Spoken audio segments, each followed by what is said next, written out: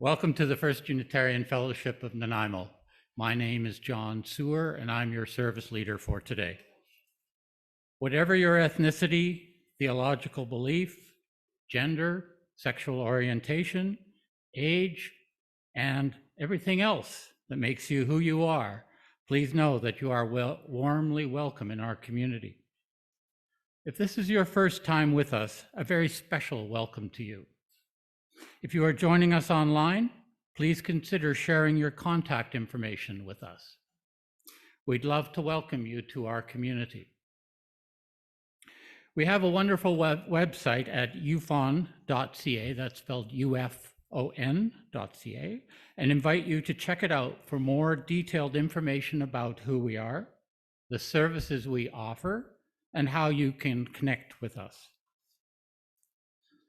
We acknowledge today that we meet on the unceded traditional territory of the Snuneymuxw First Nation.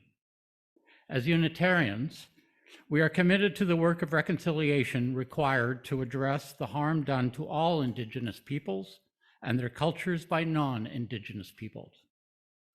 We have much to learn from the Indigenous perspective, that the earth is the source of all life and that our responsibility is to honor and care for it. I'd like to move on to the announcements.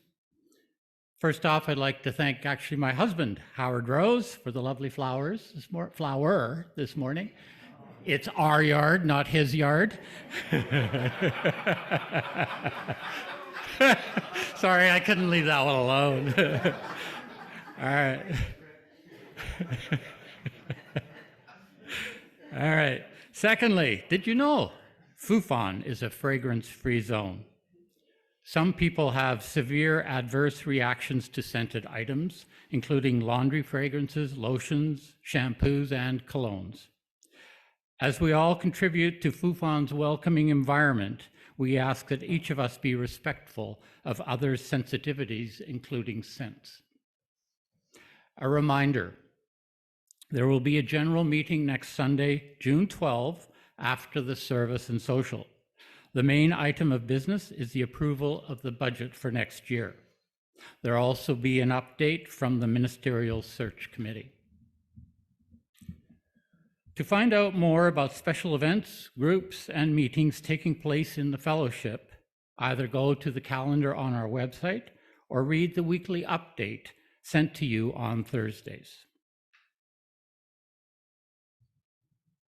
Let us now enter into sacred time.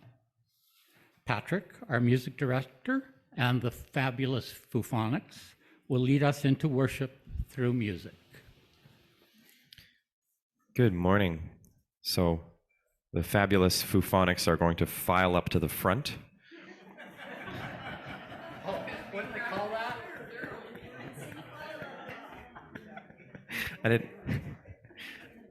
I didn't prepare that. I just kind of fell into it. What a good thing. So, wow, here we are. We spent all this time thinking about, oh gosh, are we going to have time for everybody to file up? I better have some things to say. Anyways, the fabulous Fufonics really ought to be commended. We're going to sing. We're going to sing for you a song that we started learning in lonely Zoom meetings. Just they're all committed to singing so much that they attended these Zoom meetings and sang in their kitchens or whatever, while I plonked out notes on the piano, and it came out their speakers at home. Anyways, then of course we got to rehearse this song in person more recently, and we're excited to present it to you. This is a beautiful song from Cape Breton by the composer Alistair McGillivray. It's called Song for the Myra.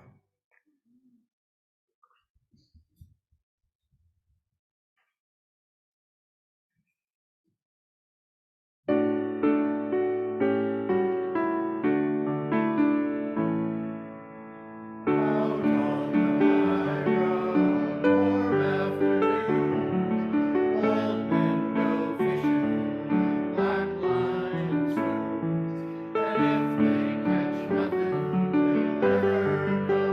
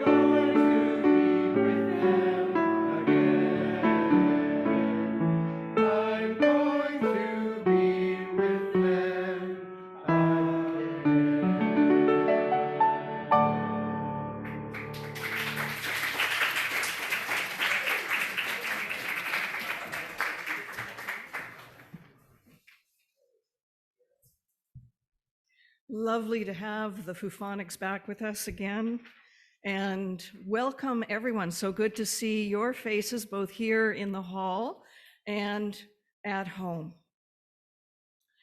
The Song of the Myra is a song of longing to return to a place of well-being, a place of peace connected to our bones and to our history.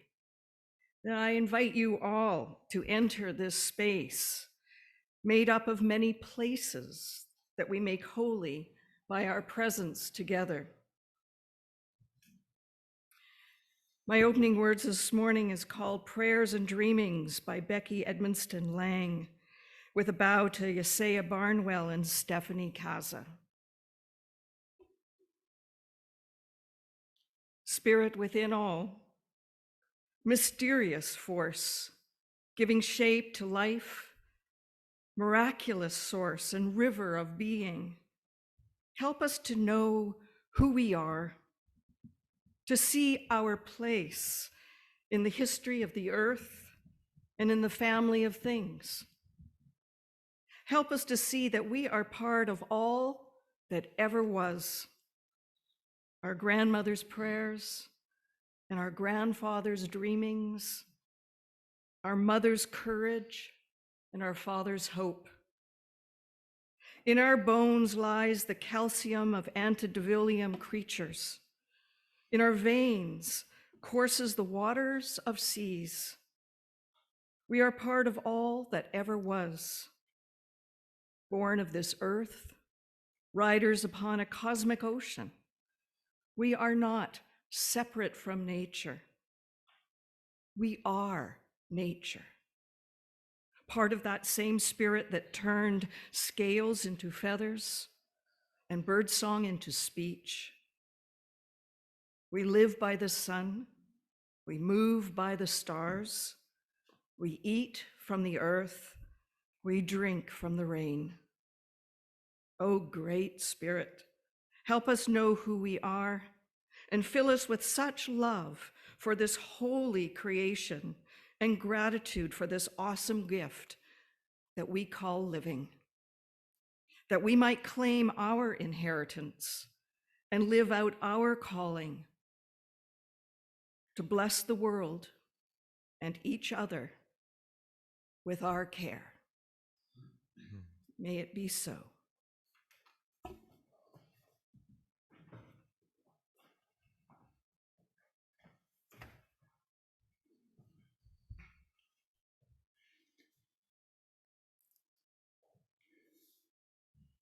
This light is you. This light is us. This light is everyone, the whole world round. It's now time for our first song. Patrick will introduce, and then please stand as you are willing and able. All right. I forgot to mention, we are very excited that all these monthly themes this year we finally come to my favorite one, singing. All these monthly creativity themes, and we've come to singing. So we're going to sing an appropriate song called Now Let Us Sing. It's the number 368 from our Gray Songbook, and slides will be up there. And we're going to do this in a bit of an exciting way. I think most of us have sang this song before. Oh gosh. And we're all familiar with the melody part, the upper part. But this is true. Most of us. But you'll be familiar with it very quickly because it's a lovely song that is easy to pick up. And we're going to start with one verse of just the lower harmony, and the phonics are going to bolster that so that you can hear it. And then once we've sang that one verse, then we'll get into the first verse of the melody lyrics. You'll hear it. It's going to be great.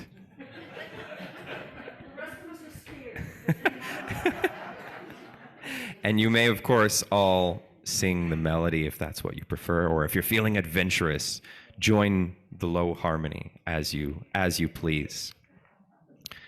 So here we go. Please stand as you're willing and able. Thank you.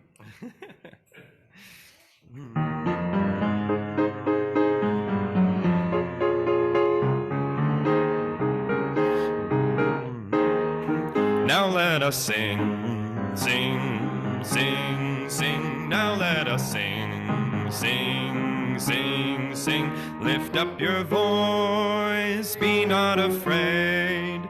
Now let us sing to the power of the faith within.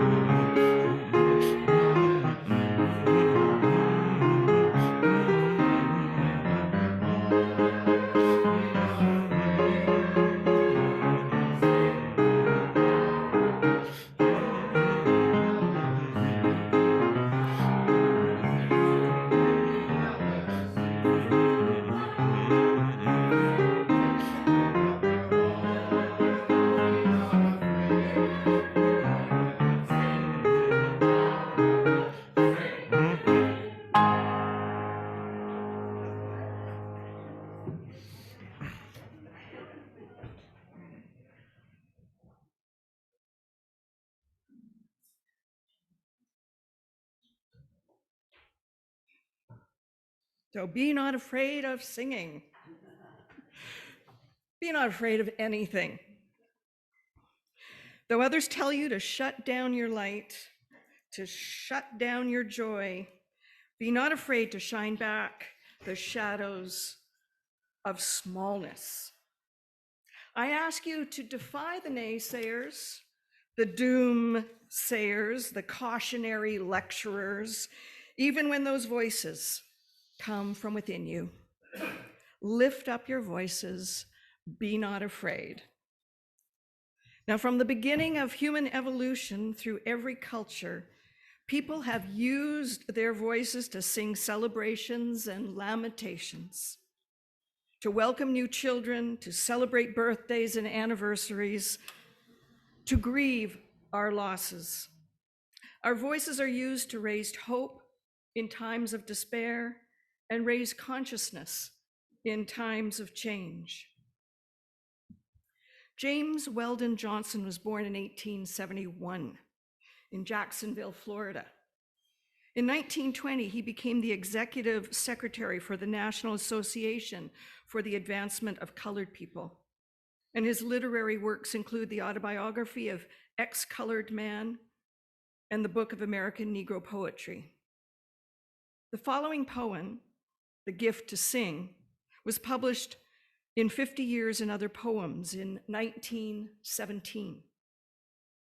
The Gift to Sing by James Weldon Johnson. Sometimes the mist hangs over my path, and blackening clouds about me cling. But oh, I have a magic way to turn the gloom to cheerful day. I softly sing. And if the way grows darker still, shadowed by sorrow's somber wing, with glad defiance in my throat, I pierce the darkness with a note and sing and sing. I brood not over the broken past, nor dread whatever time may bring. No nights are dark, no days are long, while in my heart there swells a song, and I can sing. So today we sing because we can. All our voices are welcome, the loud and the proud, the soft and the small. Let us sing small now, so small that no one might hear us. For our meditation, we're going to sing, "'Tis a Gift to Be Simple." And this is an old, old song that came from the Shaker tradition. The Shakers were pacifists and egalitarian and lived communally. And the song became widely known when Aaron Copland put it in music for the ballet Appalachian Spring. This morning, we'll sing it ever so gently, twice through. Patrick will play it once, and then together with soft voices, even whispered voices, we will allow the words to settle deep into our bodies. And this will be followed by a minute of silence. Patrick?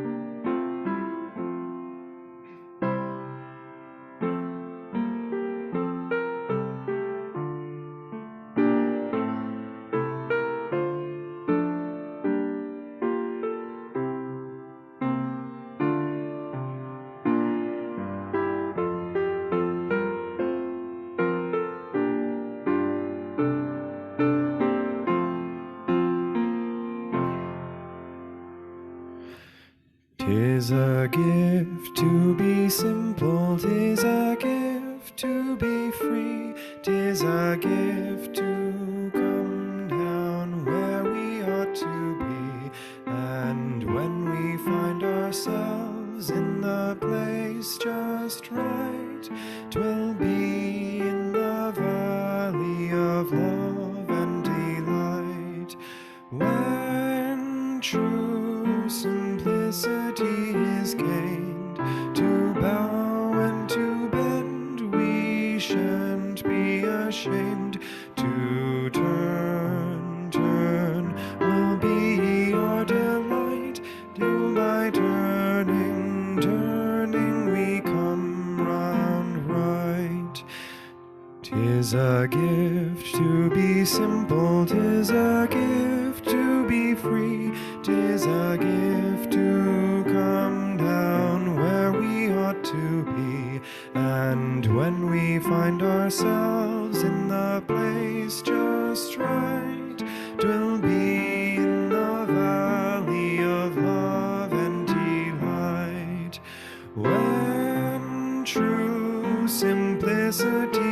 is gained. To bow and to bend, we shan't be ashamed. To turn, turn will be our delight, till by turning, turning we come round right.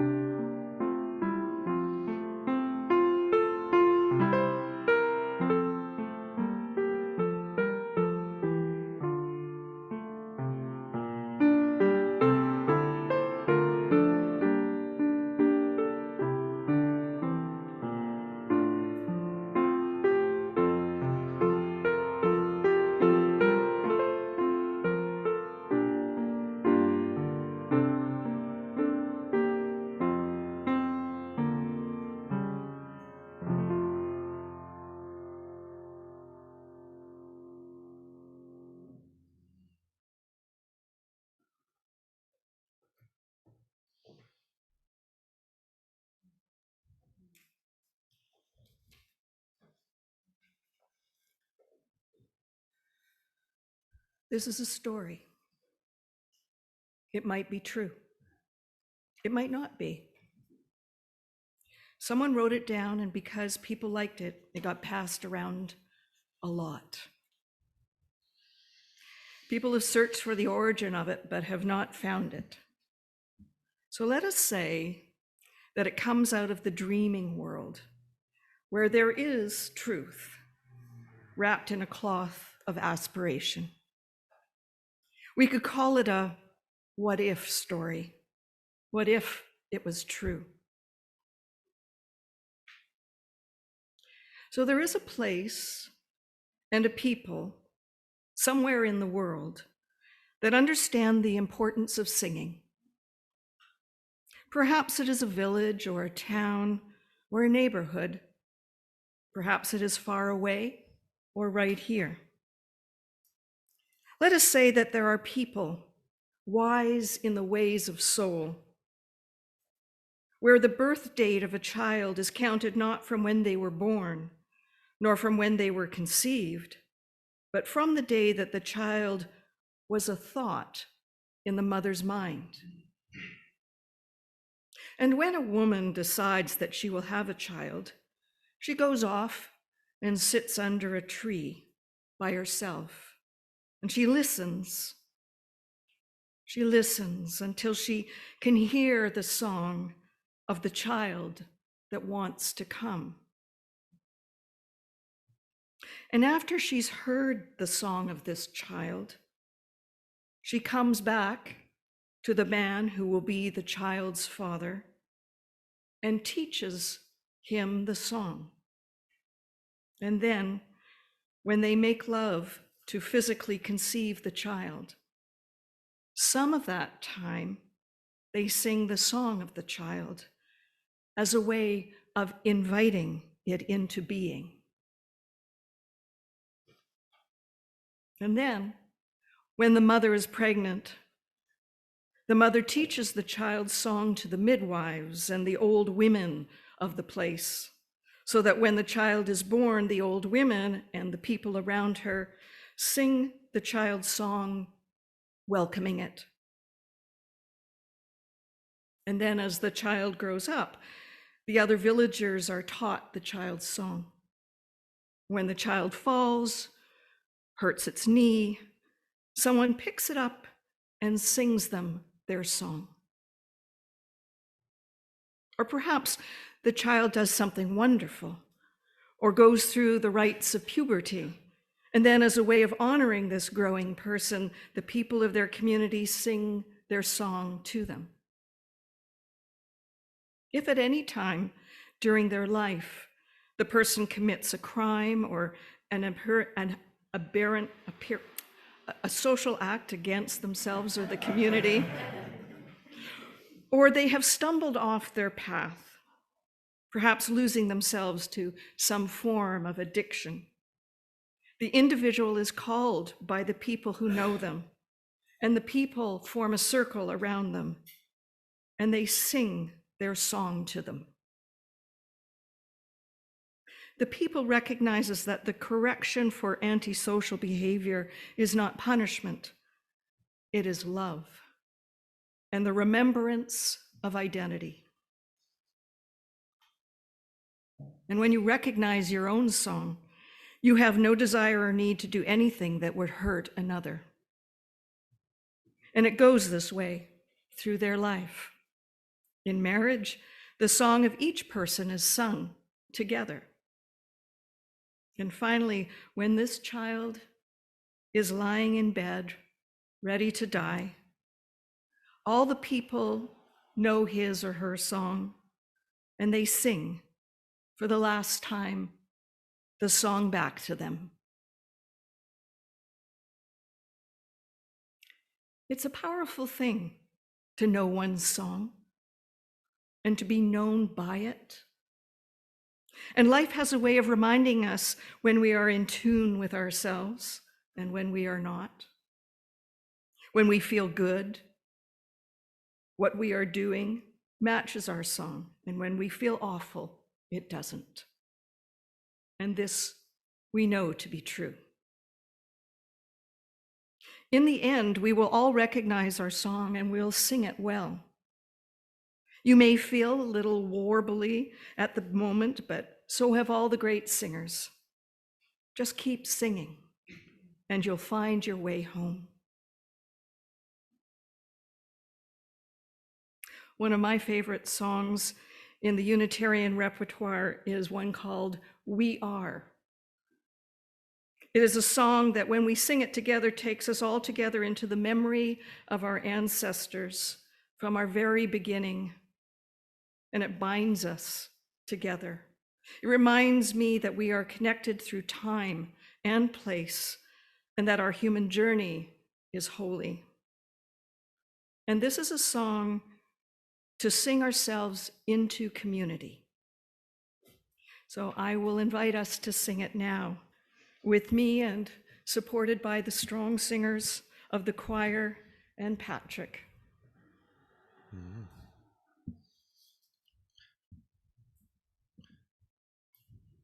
All right.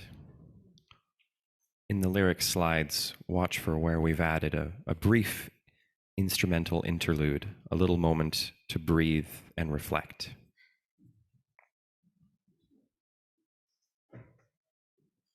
And please stand as you're willing and able.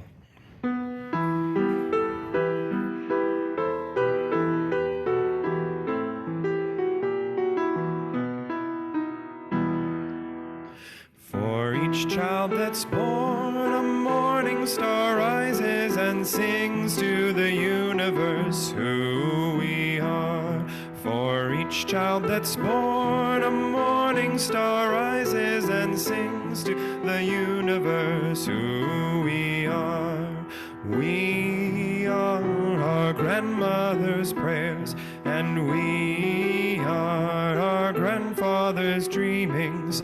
We are the breath of our ancestors. We are the Spirit of God. We are mothers of courage and fathers of time. We are daughters of dust and the sons of great visions. We're sisters of mercy and brothers of love. We are lovers of life and the builders of nations, seekers of truth and keepers of faith. We are makers of peace and the wisdom of ages.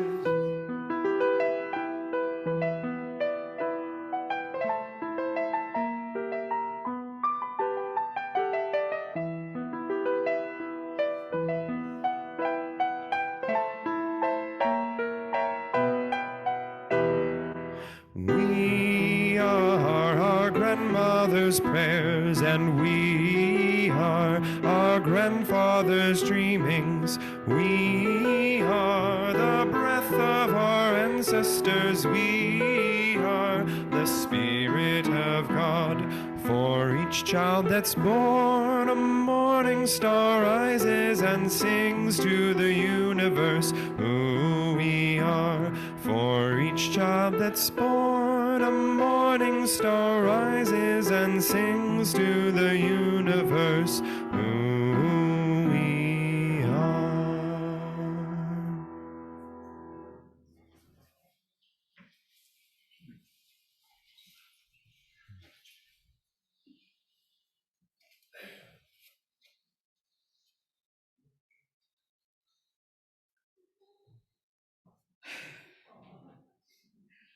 So this is my confession. I can't sing Happy Birthday. That one song that just keeps coming up regularly over and over again, and we are all expected to sing out with joy and enthusiasm. And I cannot get the notes right. Now, with true enthusiasm for the birthday person, each time I smile and throw myself into it. Internally, I'm feeling a mixture of shame and embarrassment, and illogically thinking that no one notices, and hoping that everyone is more focused on the birthday person. I could give you a long list, a very long list of all the times I've felt shame for my inability to find the right note or to stay on it. I know that I'm not supposed to judge myself, and I've heard 100 times that everyone can sing. And I know I need to breathe deeper so I have more breath to support my voice, and that does help. And I do believe that we can all sing. I really do. But I personally continue to have a real challenge. Every person who is a non-singer has a story or three about a time their older brother or older sister heard them singing, and they were probably happily singing. And then they were told, "You sound like an off-key hammer. Get away from me." Or a parent or a teacher who was probably more polite, but also more hurtful, saying something like, "Darling, why don't you just go and stand over in the corner while we sing?" Or, "How about you just mouth the words, my dear?" This is how shame, like a hungry worm, gets into a child's mind and eats up all that innocent joy of singing. So we learn to think that we cannot sing. Now, I know that it's hard to understand this if you are a singer. I want to ask those of you who love to sing, what if every time you opened your mouth to sing, a thing you love to do that gives you pleasure and a wonderfully deep connection to others, what if every time you took a breath to sing, the very first thing you felt was shame? It would be hard to sing. And perhaps it would be easier to say, I don't sing, than try and feel the shame. Now, I've tried in my life to ignore the teachers and the brothers and the others who cringed when I sang, because I do love to sing. I love to sing out of pain, alone in the middle of the night with some famous singer, because music and singing penetrate the heart, and to cry and sing is cathartic. It just feels so good. And I love to join my voice with others. I love to sing in small groups and large groups. I love to sing in church. I love to sing in crowds. And each time I try, and I still have to push that worm of shame out of the way. For years, I would sing just slightly softer and slightly behind the person standing beside me or behind me. I spent years perfecting the skill of following a stronger singer, following their notes as best I could, just so I could be part of that communal experience, just so I could feel that togetherness that singing in a group offers you. Now, it's a whole lot more complicated when you're a minister. Ministers are supposed to be able to sing. It's not specifically in the job description, at least none of the ones that I ever saw, but it is expected. Ministers are not only supposed to know all the numbers of the songs, but all the words of all the songs, and they are expected to confidently lead everyone in the correct tune without a piano. But it's plus if you can play the piano. Now, this is something that I do not do. And if this is important to you, and then I suggest that you inform the next minister that this is a requirement.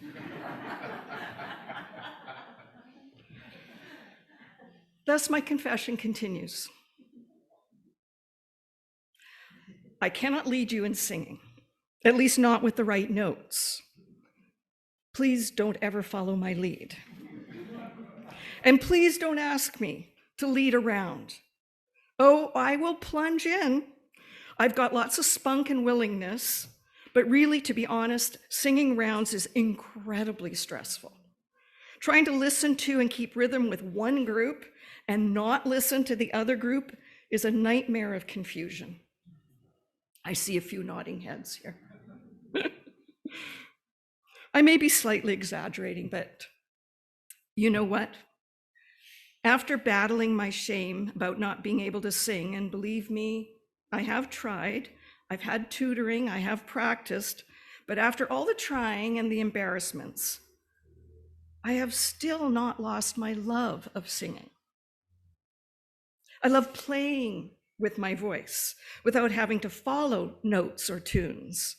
I love playing with my voice with others. I love making up sounds, weaving and blending sounds in a group. I love the feeling of all the vibrations in a room of people singing. I love singing meaningful words with others. I love the joy and I feel after singing a song with all of you. There's much about singing that I love. And I suspect that almost everyone loves singing, except some of us have to battle through those hungry worms of shame that crawled into us when we were young and innocent and took away that joy. Fellow non-singers, don't give up. Give your shame worms something else to munch on. Because singing, especially singing meaningful words with other people, is a wonderful experience. Now, there's something singers can do for the non-singers. Let us follow your lead. Let us stand beside you and use your voices as scaffolds that we can lean on. Remember, lean on me? Here's your chance. Invite the non-singers to lean on you musically. And fellow non-singers, it really, really, really doesn't matter what you sound like. The human being was meant to laugh and dance and sing. It is our birthright. Claim it. Forget about steps and notes. Embrace the joy. Take a deep breath and make some noise. Claim your right to sing. And this next song is for you. I Am Willing by Holly Near. It was written to be a song for the millions who work for social change. It was written many decades ago, and it is as relevant today as it was then. Perhaps we need this encouragement even more today. Catherine Jane Hazel is going to lead us in this. And even if you don't sing the verses, please join in with the chorus. All right.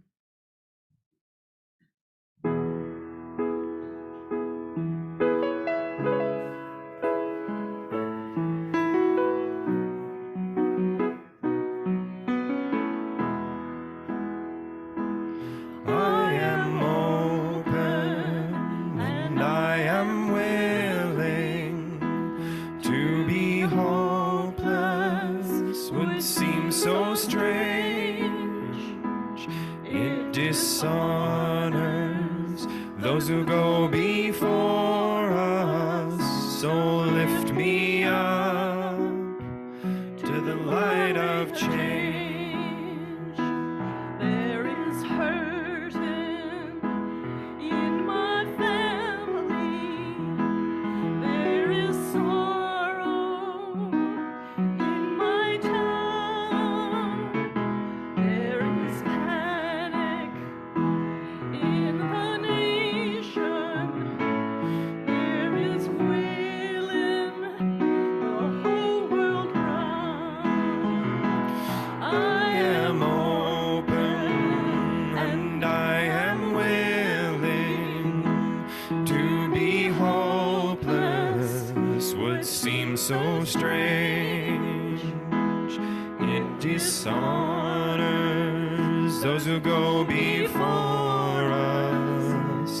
Lift me up to the light of change. May our children see more clearly. May the elders be more wise. May the winds of change caress us, even though they burn our eyes. I am open And I am willing. To be hopeless would seem so strange. It dishonors those who go before us. So lift me up to the light of change. Give me the old growth to hold my confusion. Give me a river to hold my fears. Give me a sunset to hold my wonder. And give me an ocean to hold my tears. I am open and I am willing. To be hopeless would seem so strange. And dishonors who go before us. So lift me up to the light of change.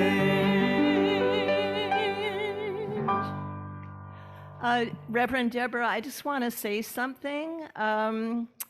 A year or two ago, I never would have been able to do this because I suffered from maybe not the worm of shame, but of fear about singing and leading a group like this. So this is new to me as well.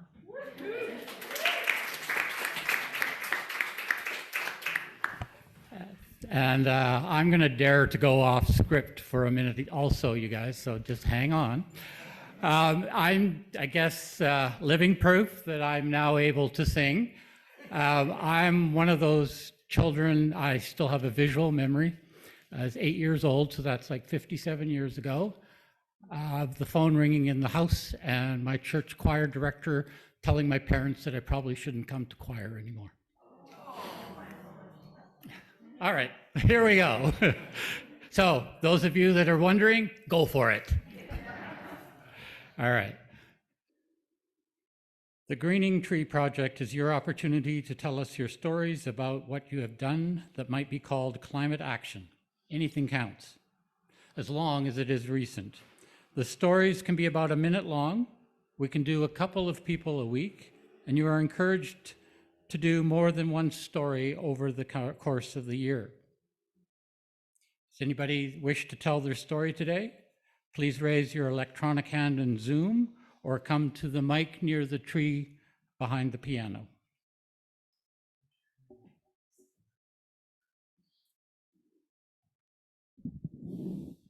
Morning, everyone.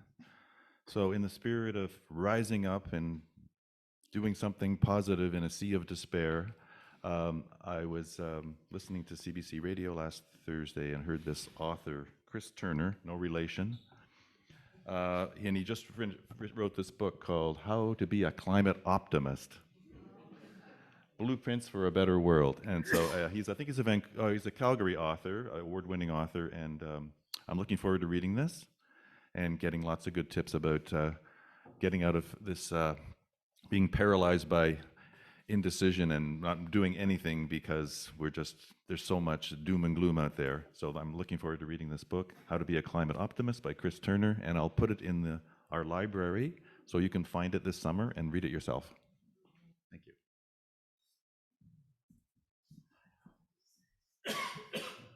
Hello, this is Ruth. I have a small little thing.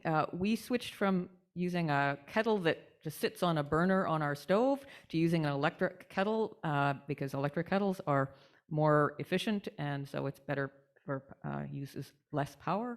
So that's our little thing for this week. Thank you, Tony and Ruth. You might feel like your leaf is just a tiny flutter in the wind, but it will help strengthen our tree, and in turn, our tree will help build a forest towards a just, safe world for all. Now that we are both online and in the hall, we welcome your donations and pledges in 3 different ways. First, we have set up the Unitarian Fellowship bank account to automatically deposit e-transfers sent to info@ufon.ca. Second, you can write a check and pop it in the mail. Third, if you're in the hall, there is a basket in the back of the room where you can place your donation after the service. Our charity for the month is Eco Justice Canada. They're a Canadian nonprofit environmental law organization that provides funding to lawyers to use litigation to defend and protect the environment. Eco Justice is Canada's largest environmental law charity. If you would like to donate to the designated charity, please note that on your e-transfer or check. We're grateful for your offering. We are nearing the end of our service. After we sing Carry the Flame, you have the opportunity to join a social group. There are breakout rooms available online, and the hall will have coffee and snacks. Thank you for your participation today.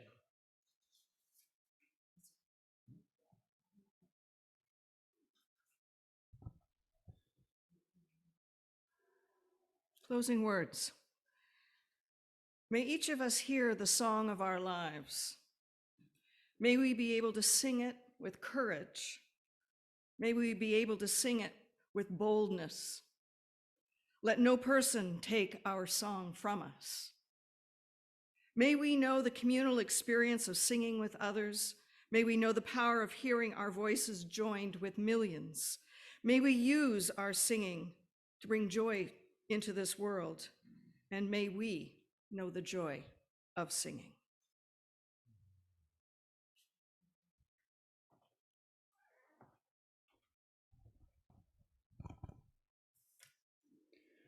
We extinguish this flame, but not the light of truth, the warmth of community, or the fire of commitment. These we carry in our hearts until we are together again.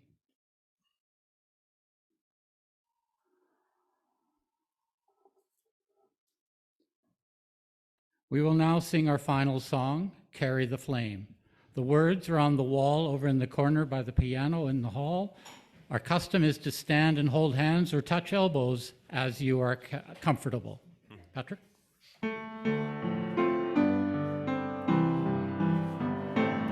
Carry the flame of peace and love until we meet again.